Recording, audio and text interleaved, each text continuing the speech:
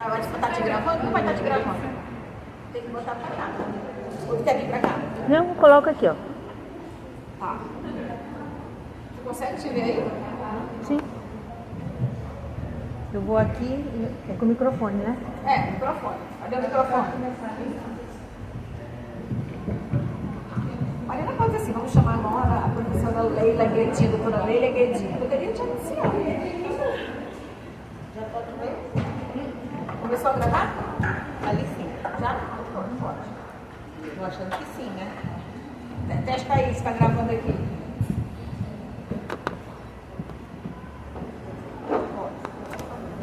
Tá.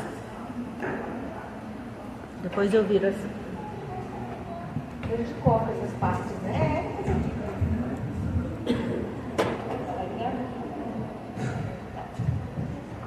Boa tarde a todos e todas.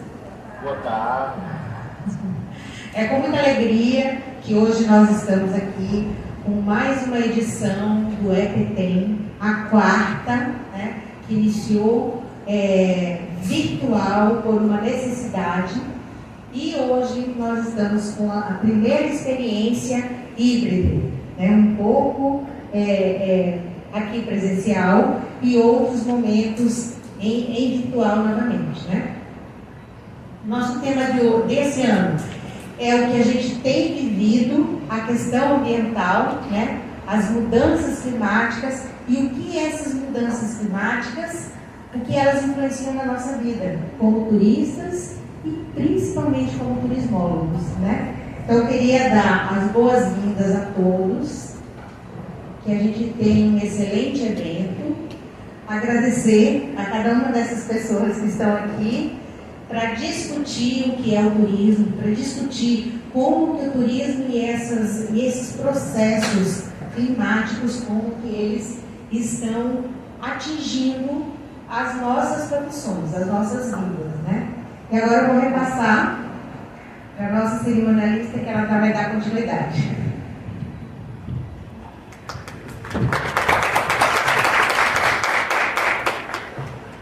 Boa tarde a todas.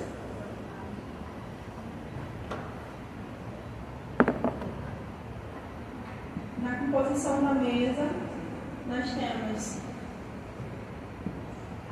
a professora doutora Georgia Perco, possui graduação em Administração de Empresas, mestrado em Programa de Pós-Graduação de Políticas Públicas e doutorado. Atualmente é doutora do Programa de Educação Tutorial Aplicando Ciências Sociais, PSCS. Professora associada da Universidade Federal de Roraima, professora permanente do mestrado e doutorado, Programa de Pós-Graduação em Recursos Naturais, professora colaboradora do Programa Pós-Graduação em Ciências da Saúde e do Programa Pós-Graduação em Propriedade Intelectual e Transferência de Tecnologia para Inovação. O ponto focal é FRR. Tem artigos na área de administração, patrimônio cultural, turismo, saúde e meio ambiente, parecerista da ADOC, de revistas nacionais e internacionais, Prêmio de Educadora Transformadora em 2021 e 2024.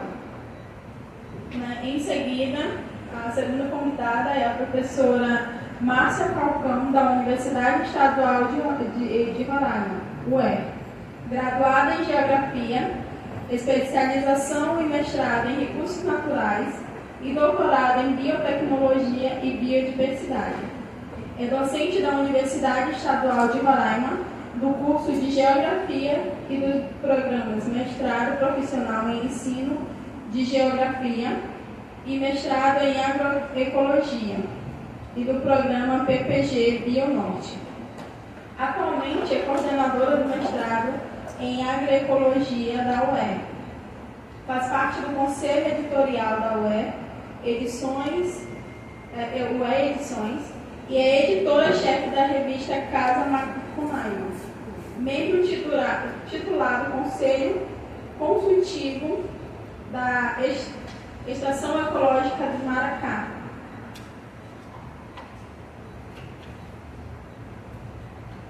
e do Conselho Consultivo do Parque Nacional do Monte Roraima.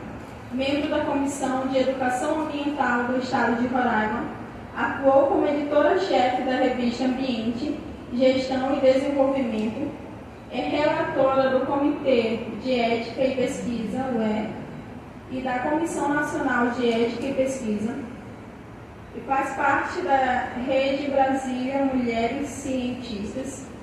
Tem experiência na área de geografia, com ênfase em geofologia, biodiversidades e conservação. A terceira convidada do painel de abertura é a professora mestre Elizabeth Melo Nogueira, mestre em ciência, pós-graduação e licenciatura plena em filosofia. Atualmente é professora aposentada do Instituto Federal de Educação, Ciência e Tecnologia de Roraima. Sua carreira está ligada ao curso superior de Tecnologia em Gestão de Turismo, do IFRR, é conselheira do Conselho Consultivo do Paraná,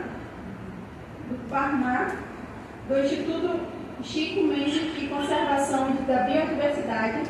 Tem experiência na área de turismo, com ênfase em turismo sustentável, atualmente atuando principalmente nos seguintes temas: etnoturismo, etnodesenvolvimento e turismo de pesca esportiva no Baixo Rio Branco. Saudamos as professoras.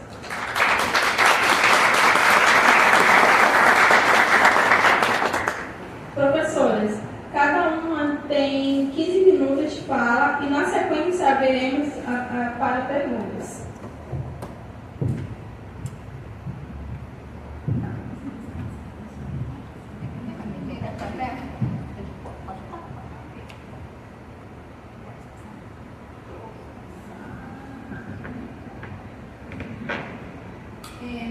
Boa tarde a todos e todas. Quero agradecer e parabenizar, o EBTEM por mais um evento de qualidade.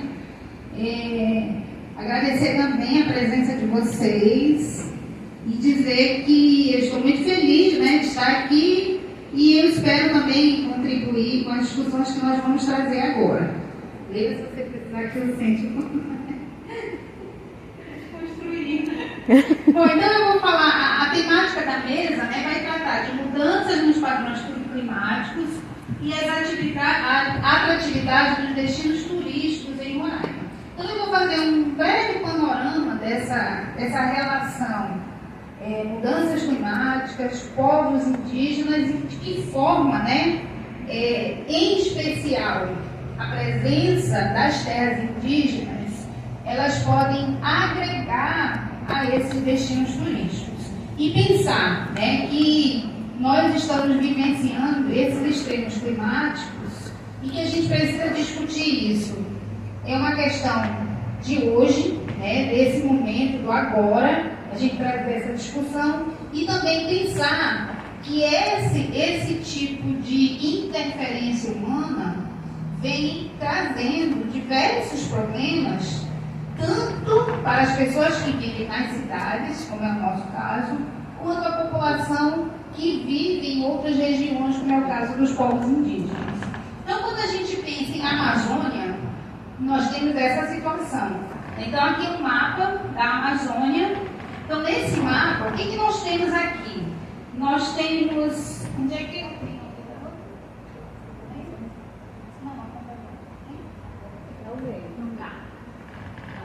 Então, o que nós temos aqui? Nós temos, primeiro, nesse mapa, as terras indígenas, nós temos as unidades de conservação, e nessa estrutura desse mapa, nós temos também o que a gente chama de arco do desmatamento, que é toda essa área em vermelho.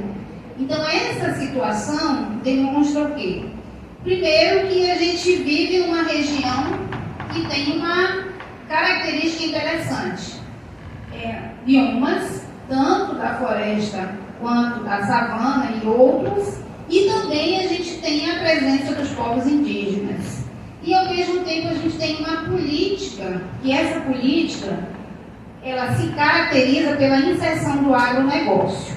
E, recentemente, nessa semana passada, saiu essa matéria de uma pesquisa, de um grupo de pesquisadores, que a partir, né, dos seus estudos, eles comprovam o quê? Que a umidade que é gerada nas terras indígenas, ela pega a chuva para todo o Brasil.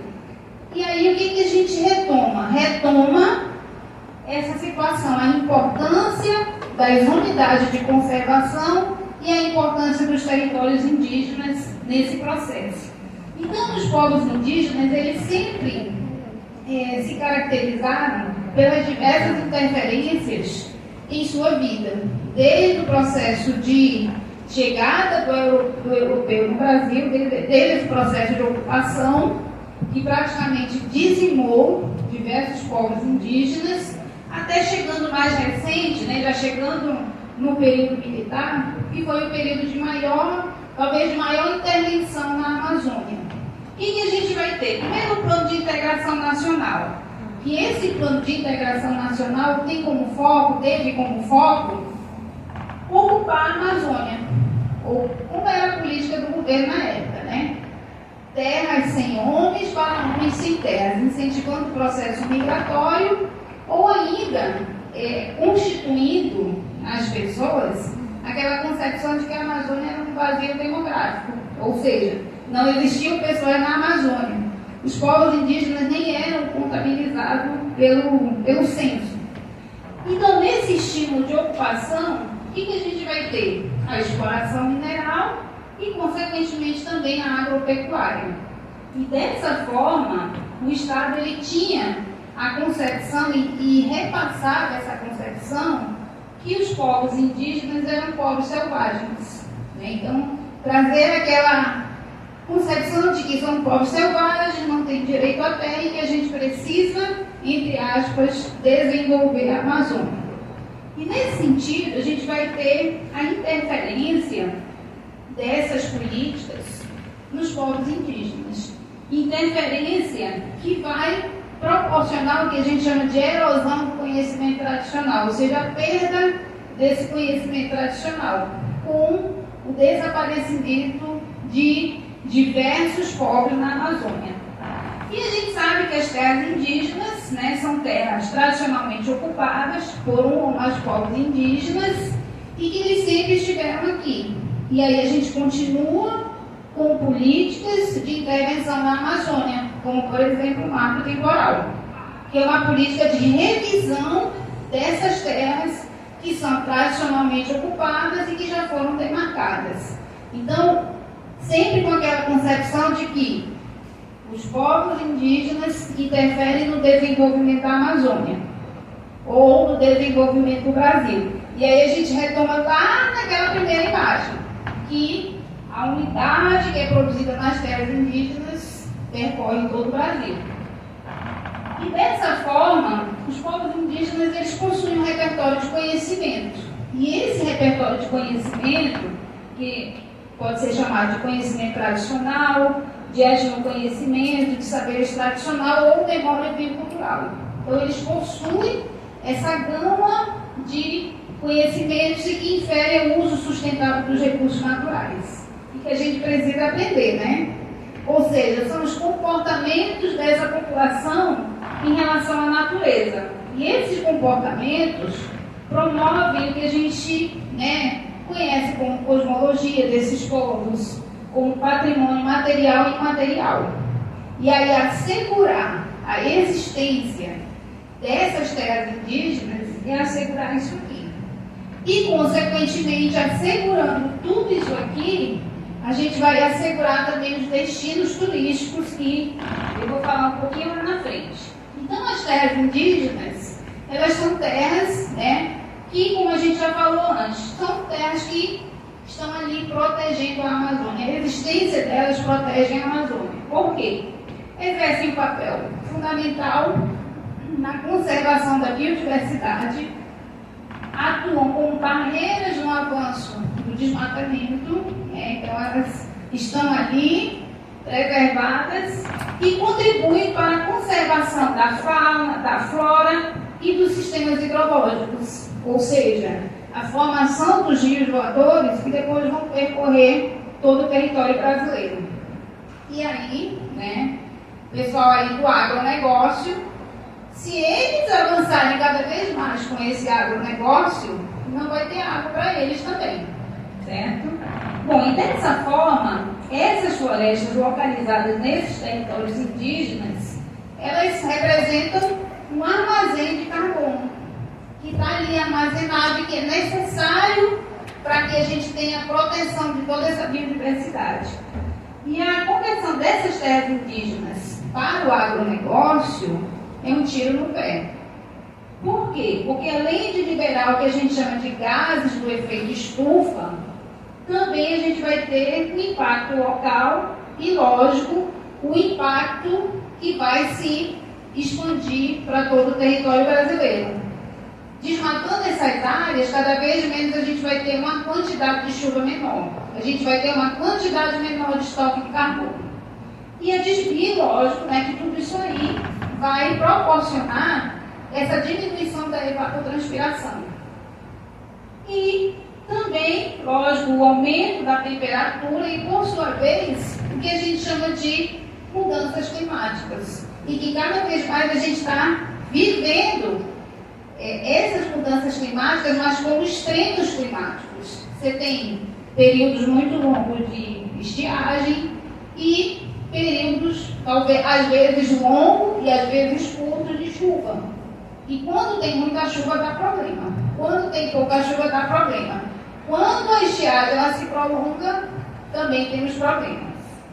E dessa forma, nós temos o papel do turismo dentro dessa discussão de mudanças climáticas. Por quê? A gente sabe, né, que já teve uma evolução da discussão ambiental, vem da década de 60, com o livro da Raquel Carlson, depois vem a década de 70, posteriormente a gente vai ter o relatório de Brundtland na década de 80, ECO 92, e toda essa evolução, partindo, né, para mais recente, a gente vai ter essa década de 90 que vai ser um marco, que é a ECO 92, que já vai tratar sobre as mudanças climáticas, e também a gente vai ter a Conferência Mundial sobre o Turismo Sustentável, que já vai tratar, né, pensar o turismo, pensando nos recursos naturais como um aporte importante para o desenvolvimento da atividade.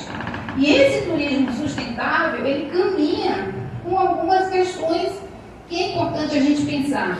Com a Política Nacional de Gestão Territorial Ambiental Indígena, com os Objetivos do Desenvolvimento Sustentável, ou seja, contribuir para essas metas que a gente tem que atingir até 2030, que são os 17 Objetivos do Desenvolvimento Sustentável. E dessa forma, o que nós temos? Toda essa gama de informação, a importância da demarcação das terras indígenas e da presença e da continuidade dessas terras indígenas. Aí eu digo não ao marco temporal, né? A importância do RED+, que é justamente pensar a redução das emissões do desflorestamento e desmatamento, e esse RED+, que é discutido pelos povos indígenas, eles já ressaltam o impacto que as mudanças climáticas vêm trazendo sobre as suas comunidades ao longo dos anos. Cada vez mais, as roças elas estão tendo menos produção, vem afetando a qualidade de vida dessas pessoas. Então, pensar nessas políticas, né, que o governo já vem também trabalhando junto a essas comunidades, discutir cada vez mais e não ficar apenas na discussão, mas trazer ações efetivas que possam contribuir para que a população indígena possa discutir e ter efeitos positivos em relação à questão das mudanças climáticas. E o papel das instituições, as diversas instituições, a FUNAI, que vai trazer uma instrução normativa que vai tratar sobre o turismo em terras indígenas. A gente tem o papel do governo, das políticas públicas que chegam e precisam discutir de dentro para fora, ou seja, com os povos indígenas e não trazer de fora para dentro. Então é uma questão que os povos indígenas, né, vem tentando cada vez mais se colocar como protagonista nesse processo. E também um outro fator importante, a capacitação dessa população para essas discussões e para que eles se tornem protagonistas.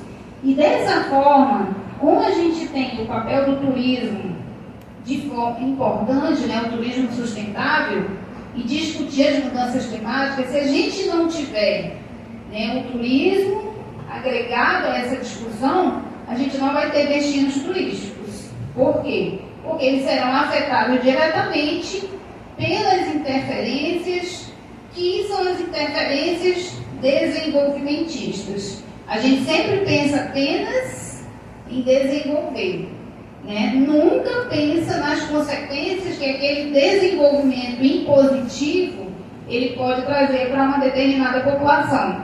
Então, trazer a população indígena para ser protagonista desse processo. E aí eu agradeço.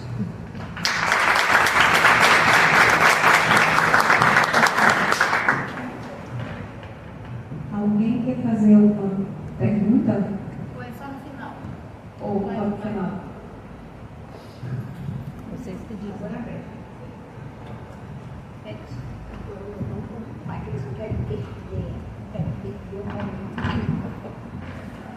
Anotem aí, tá, gente? Por favor.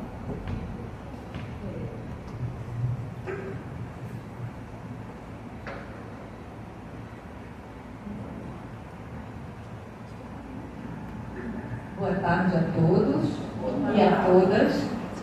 Eu quero agradecer a equipe do EPTEM pelo convite. Muito agradecida a todos e a todas.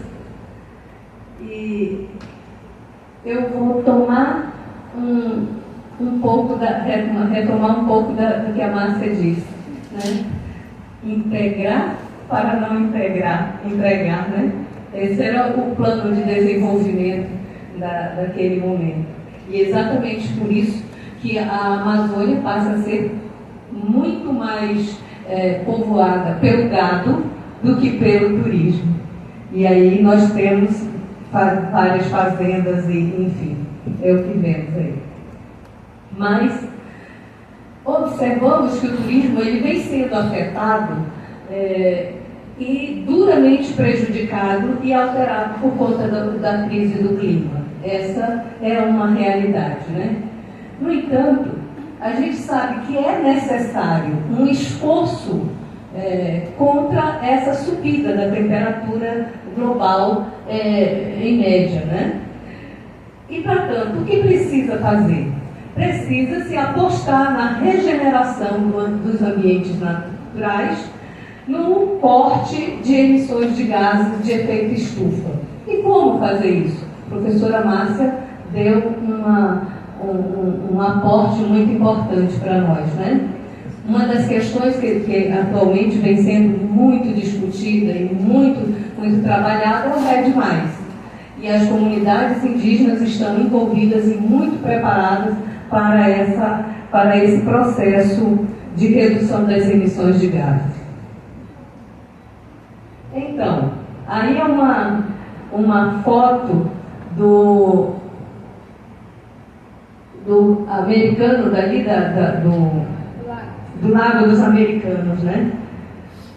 A última seca no estado deixou o Lago dos Americanos totalmente seco, um lago perene. Então isso nos mostra que o turismo é uma dessas atividades do mundo moderno mais sensíveis às mudanças, visto que oferece condições para afetar e ser afetado, né? Pelas alterações do clima, uma vez que essa atividade depende essencialmente do clima para sua manutenção e por ele sofrer sérias consequências por conta dessas mudanças. Muita chuva prejudica a agricultura, pouca chuva também prejudica. Muita chuva vai prejudicar o turismo, pouca chuva também. Segundo o INPE, ficam em Roraima 8 das 10 cidades brasileiras com maior volume de pontos de fogo. E aí eu trouxe para vocês ali uma área de incêndio no Amajari, né? Muito fogo ali também no Amajari. O que temos no Amajari de espaço turístico? Ou é pequeno, né? Então, prejudicado pelas mudanças climáticas. Segundo o INPE, né, dentre essas 10 cidades, 8 estão em Roraima. E quais são as 8 cidades? Caracaraí, com 416 pontos de emissões de calor. Lá estão as unidades de conservação, que a professora Márcia citava ainda há pouco. Mucajaí, com 400 focos de calor. Rorainópolis, com 279 focos de calor. Em Rorainópolis, nós temos um espaço para pesca esportiva. Né? Ali está o rio Univini, o Itapará, que está mais próximo entre Rorainópolis e Caracaraí. Então, focos de calor que prejudicam o turismo. Amajari, com 261 focos de calor. Me parece que as cachoeiras existentes ali naquele espaço e que nos dá o prazer da visitação doméstica, fica prejudicada. Iracema, 203, Alto Alegre, 160. Aí vocês vejam, Corumbá, no Mato Grosso, 155. Então, apesar dos focos de calor ali naquela região ser extremamente altíssimo, nós estamos competindo com eles e ganhando, né? Caroebe, 145, Boa Vista, 141. Nós tivemos uma situação tremendamente desconfortável no último ano, né? Este ano. E Cáceres, 126. Toda essa situação, claro que prejudica o turismo, porque na medida que nós dizíamos ali, ele impacta, ele também é impactado. Então, nós tivemos essa situação. Ali está uma foto do Rio Branco e nós podíamos transitar, né, por baixo. A última seca deixou o Rio Branco dessa forma. E isso, nós concluímos que atualmente o turismo responde por 8% das emissões de gases. E a professora Márcia colocava com muita competência, o agronegócio auxilia nas emissões de gases. Mas como impacta menos, né, o turismo, com 8% das emissões de gases em nível mundial, e o efeito estufa, para o efeito estufa, né? E a questão e 10% para a economia. Isso é muito importante, né? Se nós imaginarmos que se retiramos a pata do gado e colocamos o turismo no lugar, nós temos muito mais condições de termos um ambiente natural sustentável. Ali é uma foto das queimadas na Missão Catrimanho. Em relação a 2023, as queimadas nas terras indígenas cresceram aproximadamente 76%. De modo que a névoa, ela gera sérios impactos para a saúde das pessoas, né? E para toda a população. Mas além da fumaça no ar, o avanço dos incêndios tem dificultado o acesso aos territórios, pois destrói casas, roças, enfim, e prejudica principalmente a segurança alimentar das comunidades. Isso é muito importante. Márcia colocou ali, né, a produção agrícola das comunidades indígenas, elas são afetadas. Eles têm um calendário cultural de produção e efetivamente eles perdem muito. Ali é uma foto do leito do rio Jatapuzinho, na terra indígena Uai-Uai. Esse rio é navegável o ano inteiro. O ano passado, os Uai-Uai não conseguiam vir para Boa Vista. Nós trabalhamos o ano inteiro com os Uai-Uai de forma virtual. Nessa região também é espaço para pesca esportiva. E, portanto, o ano passado, aliás, este ano, foi prejudicado a pesca esportiva em função dessa seca, dessa mudança, né? E ali são a paisagem da terra indígena Raposa Serra do Sol, onde essa terra abriga 26 mil indígenas. E o turismo já é uma realidade ali, pois as comunidades já trabalharam desenvolvendo o plano de turismo, de acordo com a normativa 015, e eles trabalham de tal forma que, para não prejudicar a natureza, eles dosaram o número de pessoas que recebem, e a atividade ocorre de tal forma que eles não prejudicam a comunidade, né? A comunidade tem o seu espaço e um espaço para que o visitante possa visitar, possa conviver com o espaço natural, no espaço natural. Aqui é uma vista para que nós possamos perceber como as comunidades indígenas têm paisagem, e esse espaço ele reflete uma situação exemplar para o turismo. Nós vemos da comunidade Caramambatai ou o Monte Roraima, e em várias situações. Essa foto foi tirada por nós ali naquele espaço, né? Opa, já não. Enfim, mas para que nós possamos viver melhor nesse ambiente, é importante que nós desenvolvamos algumas medidas para combater esse aquecimento. A primeira delas é produzir menos lixo. Observem. Observem que para que nós produzimos lixo, tanto o turista produz lixo quanto o não turista.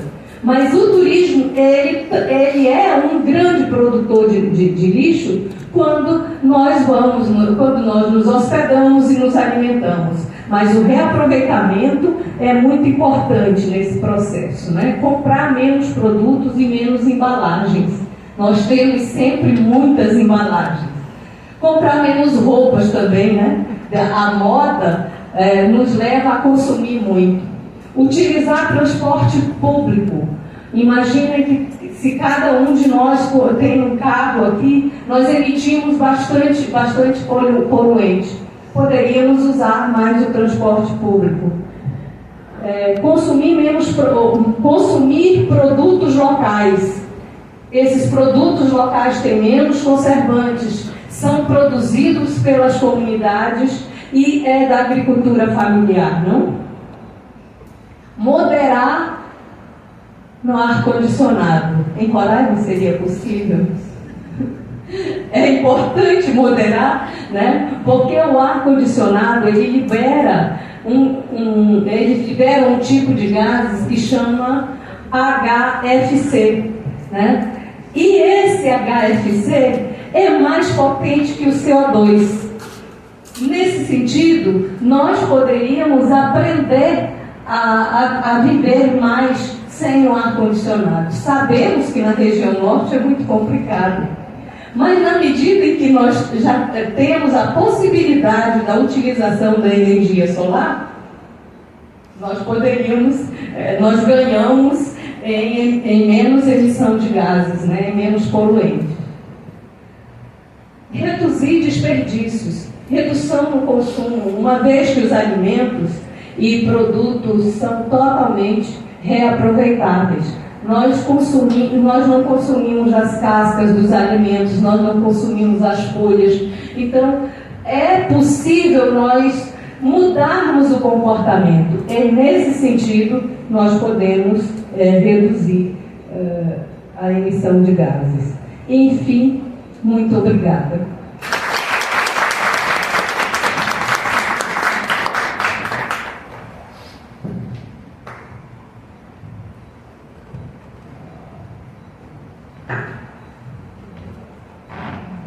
Boa tarde a todos e a todas.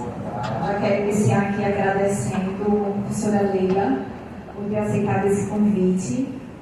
Já como foi bem falado, que o evento era virtual e houve uma provocação para que fizéssemos a abertura de forma híbrida, para que a gente possa ter um contato físico e também olho no olho para discutir questões tão importantes como essa. Também já queria agradecer a nossa turma de Administração e Turismo, o professor Ricardo, que está aqui nos apoiando aqui com essa organização do evento, aos nossos alunos de Administração e Turismo. Palma para vocês, que estão ali no evento. Obrigada mesmo. E eu me sinto muito feliz e honrada de estar participando dessa mesa, porque são pessoas que estão aqui, que estudam turismo, vivem o turismo em Roraima. A gente está falando para vocês, mas está sendo veiculado, né, o evento. E para quem está nos assistindo, é interessante dizer de onde nós estamos. Nós estamos no extremo norte. Nós estamos em Roraima. E vamos falar de mudanças climáticas. Então, estamos no extremo. Quem está no sul teve o inverso de muita água com efeitos desastrosos. E aqui, nós faltando água, com efeitos devastadores. Então, a gente vai falar especificamente sobre essas mudanças que afetou toda a comunidade, afetou toda a população. Só que nós vamos fazer um recorte sobre o turismo. Nós poderíamos falar aqui de várias atividades, mas como o nosso evento é sobre turismo, nós vamos falar como essas mudanças climáticas em Roraima e quais foram os impactos dessa atividade.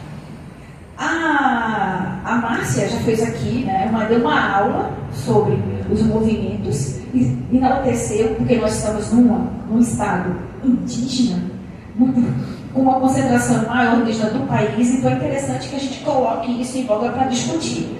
E a importância dessas comunidades, a preservação para que a gente possa discutir outras atividades.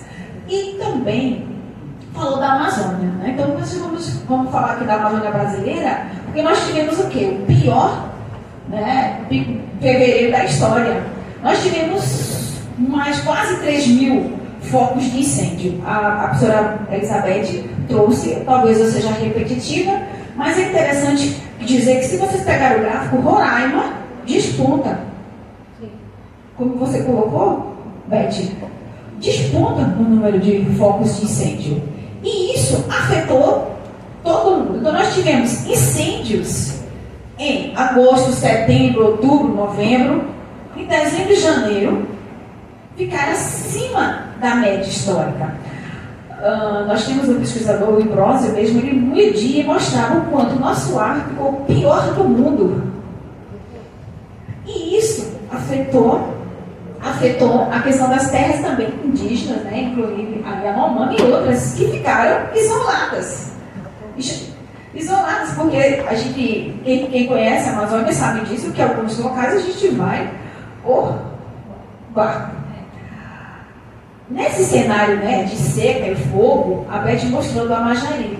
E aqui, a gente tem várias regiões turísticas, mas o Tepequém, que vocês foram semana passada, para quem não conhecia, viu? Como isso afetou. Então, isso aqui é uma imagem de turistas, né, mostrando, subindo, né? E isso fez o quê? Primeiro, houve menor demanda nessa região. Segundo, as cachoeiras, Beth, estavam sem o seu devido fluxo de água, né? E toda aquela população que vive também do turismo ficaram sem circulação de dinheiro na região. Essa seca, né, também que a Beth falou do Rio Branco, que a gente tem a Ponte do Macuxi, que é o nosso cartão postal, chegou num nível tão crítico que as pessoas passaram a circular embaixo da ponte. E o que é interessante, né, isso aqui é cômico, mas também é trágico, que passou a ser tipo um viés para fazer um ponto turístico.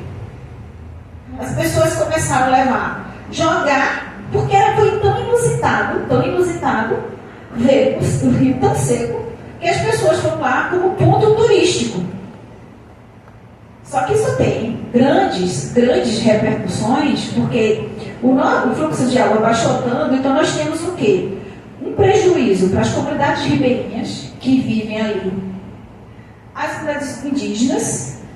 É aí quando o Rio Branco e outros rios secaram, nós tivemos o quê? A questão da agricultura. Os modos de produção dessas comunidades tiveram que ser alterados. Eu visitei 2 comunidades indígenas em Amajari. E toda a mandioca eles não tiveram produção. A base alimentar foi comprometida. Nessa área aí, em outras, que a Beth falou também do Baixo Rio Branco, a atividade de pesca, que nós temos um dos melhores lugares do mundo para fazer pesca esportiva, foi consideravelmente também afetada. Então, aí vem a do ar. Quando nós estávamos de ponta a ponta, eu fui em todos os municípios, todos passaram por focos de incêndio. Só que em alguns momentos as estradas ficaram tanto trafegadas porque você não tinha visibilidade. Mas essa poluição, né, foi noticiada como a nossa cidade, a capital, ficou encoberta por tanta fumaça, superou São Paulo e a capital do Vietnã. Novamente saiu um ranking e nós fomos consideradas que nós tínhamos um rótulo de a melhor cidade para se viver de qualidade de vida em outrora. Nós passamos a ser a pior cidade do mundo em qualidade do ar. Amanhecemos dessa forma. A gente não via. E aí nós tivemos não só o impacto, porque você sabe que o turismo ele é imediato, né, despertar o desejo. E nós tínhamos as pessoas que não conhecem, elas vão na internet ou procuram saber o que fazer desse local, e quando entravam, estávamos assim. Então a gente perdeu também muitas pessoas que queriam conhecer o nosso estado. E tanto que foi a questão do ar, que foi declarada estado de emergência climática. Houve aqui uma determinação do governo dizendo que nós já estávamos o quê? Pela seca prolongada, e quem conhece já o estado há muito tempo, diz que foi uma das piores, certo, Breter? E aí estava falando historicamente de pior de qual época, porque era tão difícil de analisar como a pior de todas. Enfim, então essa estiagem, aí a Beth já falou do lago, né, que está no Parque Anauá, que também é uma atratividade.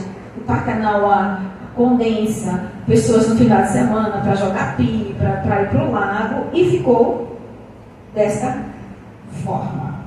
Então, eu tive o Lago Caracaranã, que eu estou aqui, que também é uma atração, certo? O Lago do Robertinho, que é o paraíso do lavrado, também não pôde receber visitantes, porque só estava lama. Eu liguei para levar um grupo e não podia, estava fechado. Buritizal Grosso, de mesma forma que está no município de Bonfim, também não pôde recepcionar turistas, porque ficou sem água para você fazer o banho, para ter o banho, que é a atração dele. O Ecoparque também secou, deu ainda para você ir, lá tem outras, tem um parque, alguns equipamentos, mas o lago também secou bastante, né, ao ponto de você encontrar e ver os canos, os dutos que estavam lá. Então, o que eu tenho aqui? Né? Eu já estou chegando aqui na Obrigado, o que a gente pode dizer, para não ficar repetitivo? As condições climáticas que nós passamos aqui em Roraima afetou consideravelmente o nosso modo de vida. Nós tivemos que nos reinventar. Mas para o turismo, ele foi muito prejudicado, porque nós temos consideravelmente um turismo de natureza. Diferente de outros estados, o nosso é um turismo de natureza. A procura é para as nossas serras, nossas montanhas, os nossos lagos, o nosso bioma. E esse bioma foi bastante prejudicado. Então, afetou não só o turismo, mas o que circula, porque o turismo é interdisciplinar. Ele é interconectado. Então, todas as outras atividades também, famílias que viviam em função do turismo e outras atividades e outras empresas passaram a ser prejudicadas. Então, o que a gente tem que pensar aqui, como a Beth falou, o que a gente vai pensar para os próximos? É uma questão atual? É. Mas isso já foi discutido anteriormente e não foram tomadas medidas. Agora a gente está correndo aqui, é uma questão mais paliativa, mas devemos pensar em algo preventivo, para que a gente não venha passar por tudo isso novamente. E muito obrigada.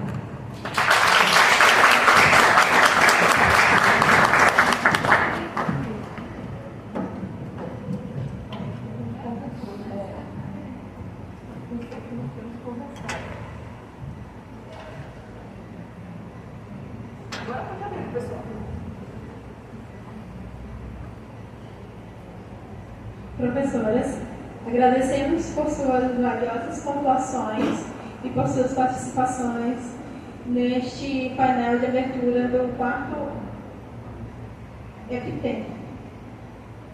Antes de passarmos para a pergunta, lembramos que amanhã acontecerão as apresentações de trabalho nos grupos temáticos GT1, Turismo, Gestão e Desenvolvimento, coordenado pela professora mestre Jordana Cavalcante e pela professora doutora Márcia Falcão. E o GT2, Turismo, Cultura e Lazer, coordenado pela professora doutora Leila Chedin. Não esqueçam que o horário de início do GTs é às 9 horas, horário local.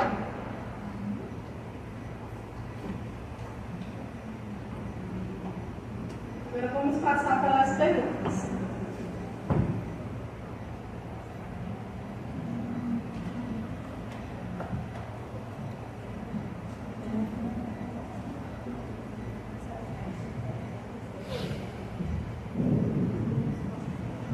Uma pergunta, um comentário.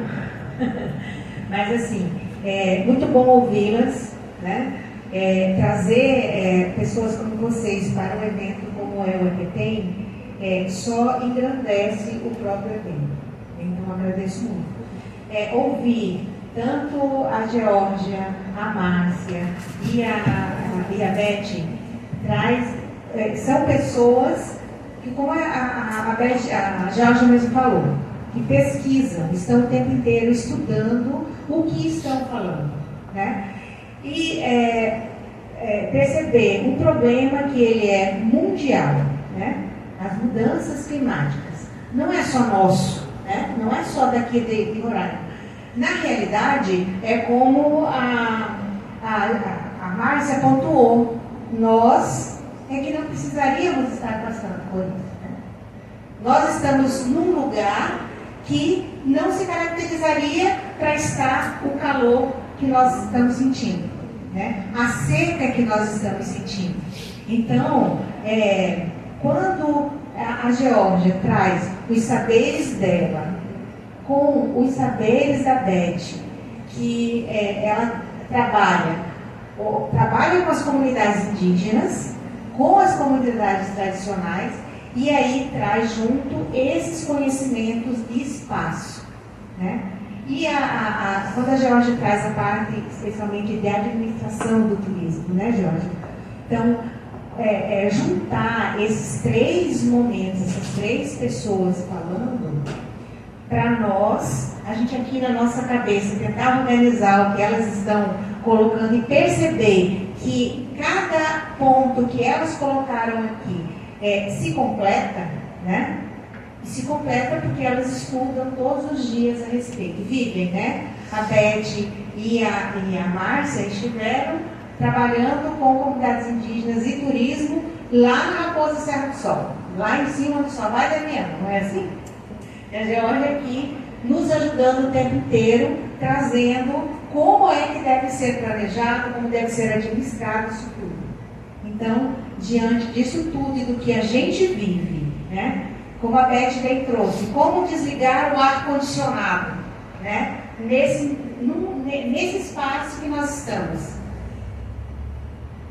E o conforto, e o nosso conforto como fica, né? Então eu trago para vocês as 3 juntas e como se complementam.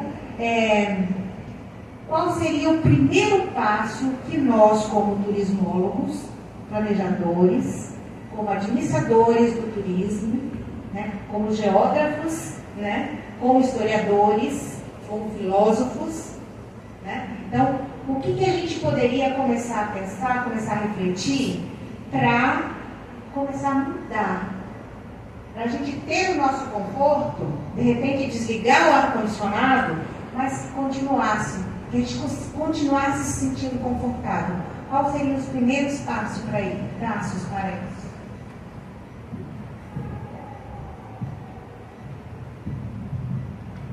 Vou passar aqui para a Márcia que quer fazer uma adenda. Fazer um comentário, né, em relação à questão climática. Talvez algumas pessoas já tenham assistido, ou quem não assistiu, é interessante ver um filme chamado Uma Verdade Inconveniente, do Al Gore. Então, nesse filme, nós temos 2 grupos de pessoas.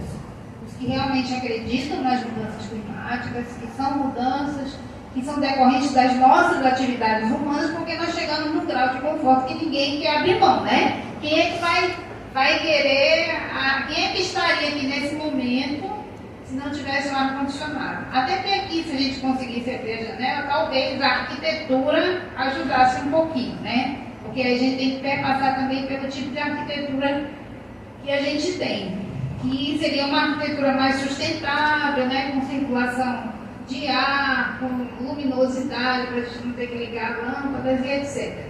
Mas voltando ao filme, então nós temos um grupo de pessoas que acreditam nessas mudanças climáticas decorrentes das atividades humanas, e nós temos um grupo que usou a teoria de um estudioso chamado Milankovitch, que ele estudou, ele era matemático, físico, ele tinha várias formações, e ele fez um estudo e disse que a partir da precessão do equinócio, a partir da inclinação do eixo da Terra,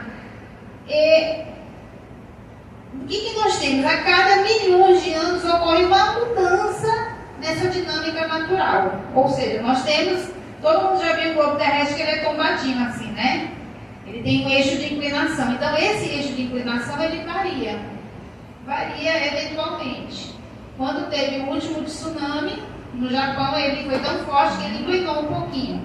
E nós temos o movimento da Terra ao redor do Sol. Então, esse movimento da Terra, existem períodos que a Terra está mais próxima e períodos está mais distante do Sol, que é o período aférito e o periélio.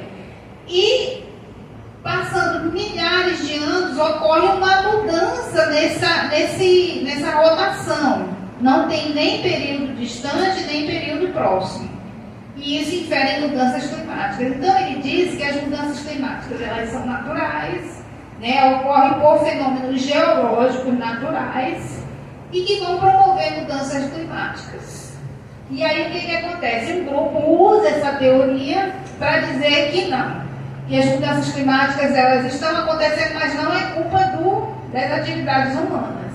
Ou seja, a gente precisa continuar tendo esse desenvolvimento que a gente tem, que polui, que degrada, que proporciona resíduos sólidos e que cada vez mais, como a Beth colocou, os produtos também são obsoletos, né? Você tem um celular hoje, aí amanhã vem a moda, você diz que você tem que ter outro celular, ou então ele morre, né? Porque ele saturou o tempo de vida. E aí utiliza isso, mas não é assim, gente. São fenômenos geológicos que acontecem naturalmente, mas que as nossas atividades humanas, elas aceleram esse processo. Você imagina quase 9 bilhões de pessoas tendo que viver num único planeta, precisando de água, precisando de espaço para construir, precisando, né, se alimentar. Então, consequentemente, tem uma hora que realmente os recursos naturais eles começam a dar sinal que eles estão exaurindo. E as mudanças climáticas estão aí, né? A gente precisa, infelizmente, desses recursos naturais, mas a gente tem que buscar alternativas, né? Pensar dentro desse processo de sustentabilidade algumas alternativas importantes, como a pergunta da Leila, né? Pensar numa arquitetura sustentável, como já tem, certo? Me alonguei um pouquinho.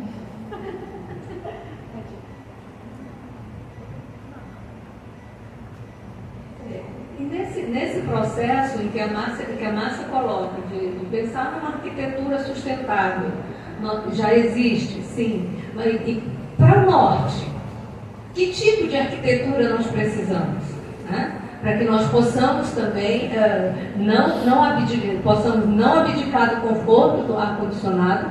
Sabemos que ele é mais potente, a emissão de gases que ele dispensa no ar é maior do que o CO2, e nós possamos ficar confortável. Então, uma arquitetura também mais pensada para a região norte.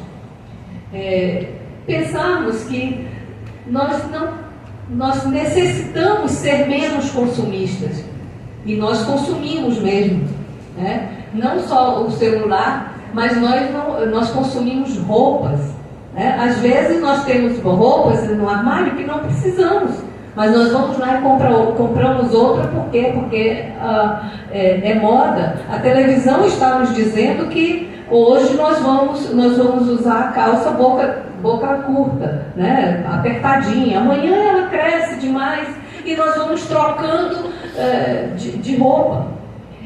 Enfim, móveis, alimentos, nós não aproveitamos os alimentos, né? Temos uma quantidade de alimentos e esses alimentos podem ser reaproveitados e nós desperdiçamos alimentos.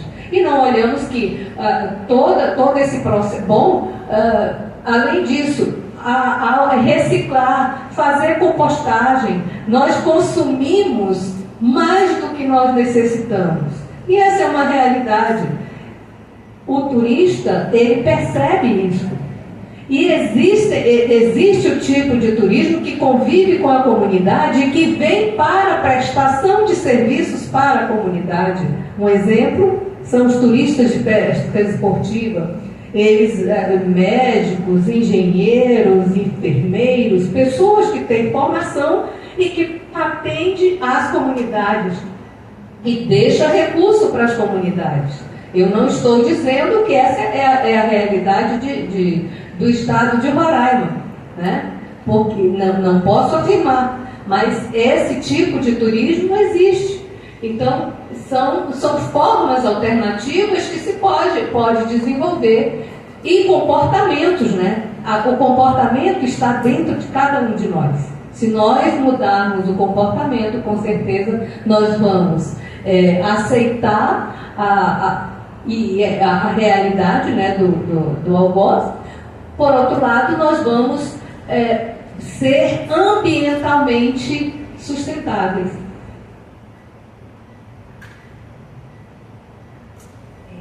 Entendi, que provocação interessante.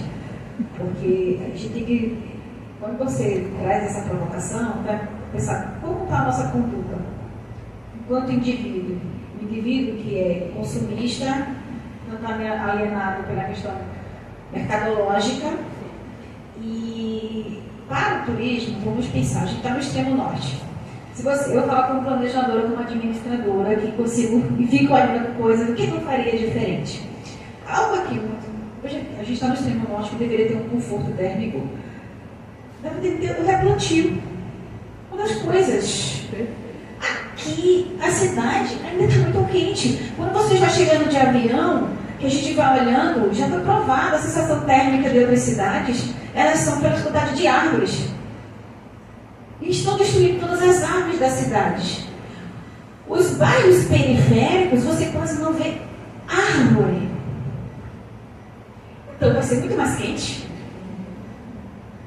Então, eu, particularmente na minha casa, eu digo assim, eu coloco árvores, vou colocar mais árvores. Então tende a ser o quê? O moderno, que todo mundo coloca aí, arranca tudo e coloca cimento, cerâmica, porcelanato. Então, você já tem um conforto já prejudicado. Então, o replantio.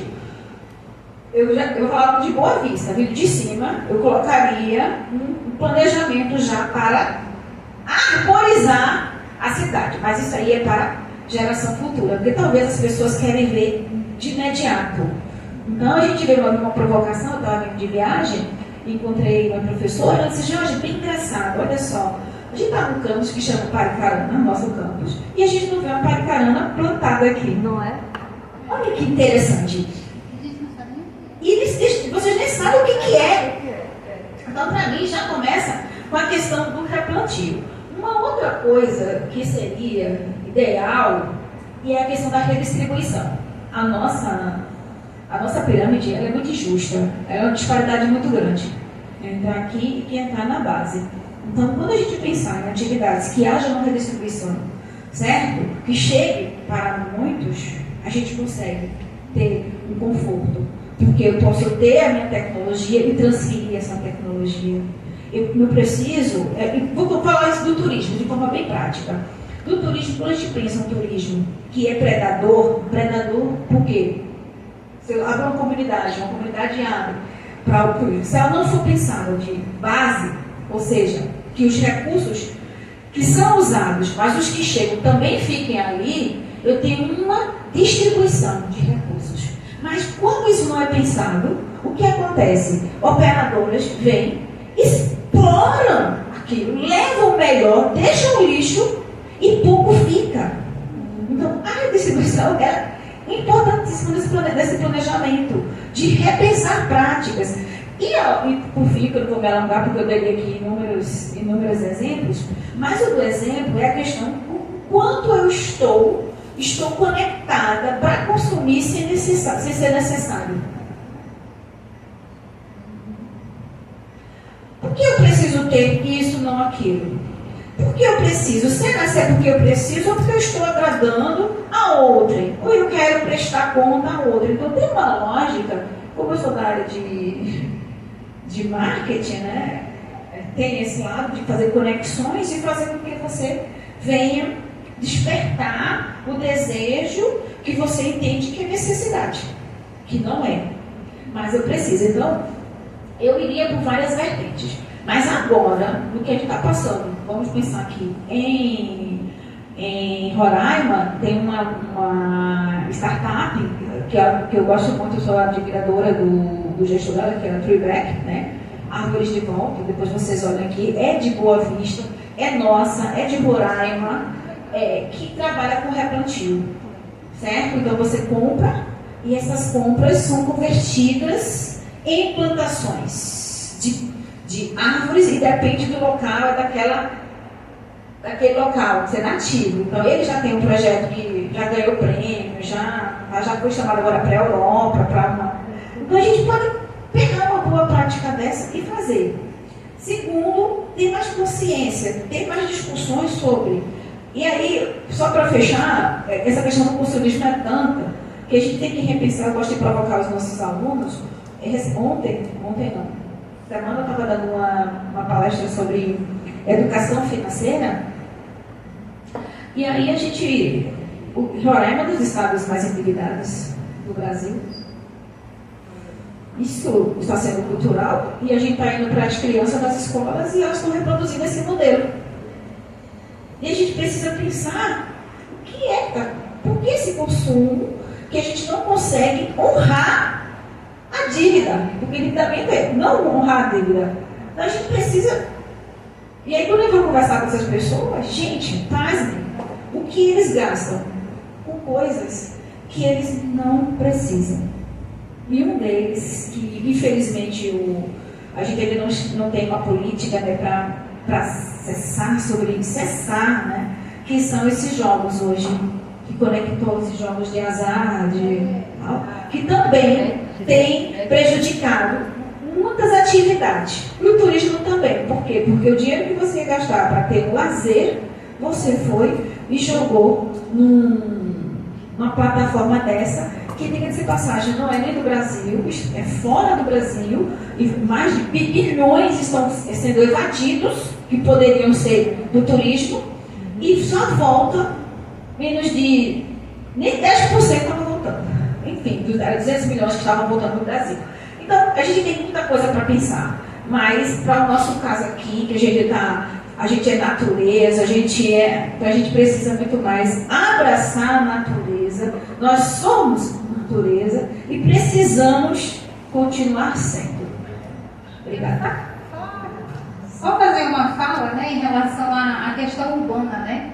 Aqui em Boa Vista nós temos praças belíssimas, né, que são atrativas e interessantes. E eu estou orientando um rapaz com mestrado em geografia, a gente está trabalhando no Parque do Rio Branco.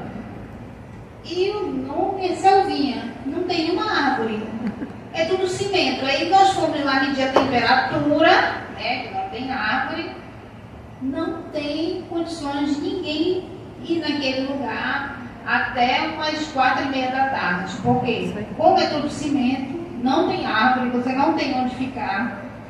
E ainda tem mais uma questão. Os animais e os insetos, eles são de cimento.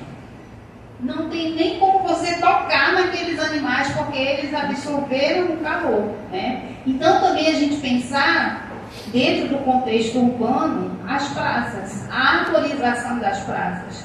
Hoje saiu no jornal, no município do Cantar, que estavam denunciando o desmatamento que aconteceu ali no Igarapé, Santa Cecília, né? E é justamente isso, né? Aí a empresa que fez o desmatamento, a companhia energética, falou que tem que limpar por conta das queimadas e etc. E eu fiquei impressionada que algumas pessoas reclamaram, porque em Boa Vista a gente tem muito isso, as pessoas não reclamam, né?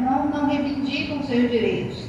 E aí, voltando às praças, por exemplo, o Parque do Rio Branco é um local belíssimo. Belíssimo, mas eu acho que a população tem que começar a reivindicar essa arborização, porque é o conforto térmico. Além de ser o conforto térmico, a gente também tem a contribuição, né, dessa vegetação, se for plantada, justamente também para a infiltração da água. Né?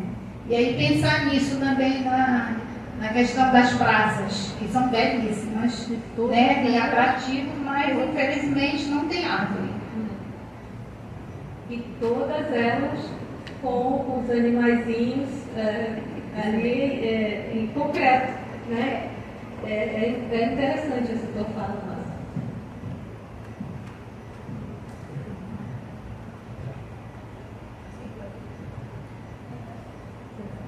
Por aqui encerramos o painel de abertura do quarto tempo, turismo, mudanças climáticas e sustentabilidade social, socioambiental, debates interdisciplinares para o desenvolvimento sustentável do turismo na Amazônia. Agradecemos a participação de todos. Nos reencontramos amanhã. Boa tarde.